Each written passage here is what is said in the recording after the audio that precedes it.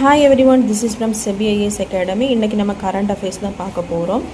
European free trade அசோசியேஷனுக்கும் இந்தியாவுக்கும் இடையே ஒரு வர்த்தக ஒப்பந்தம் அமலாயிருக்கு. என்னைக்குன்னு பார்த்தீங்கன்னா October 1, 2025.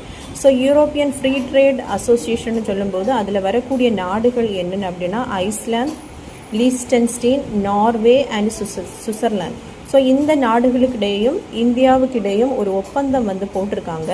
இந்த ஒப்பந்த பேச்சுவார்த்தை 2008 நடைபெற்றிருக்கும்.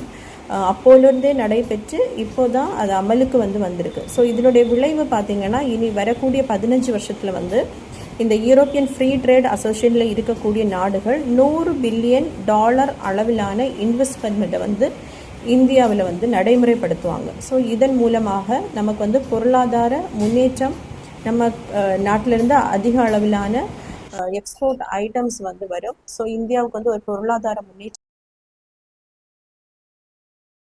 கூடிய வாட்ச், சாக்லேட், டைமண்ட் இந்த மாதிரி உள்ள ஐட்டம்ஸ் குறைந்த வரியுடன் இந்தியாவிற்கு வர வாய்ப்பு இருக்குது.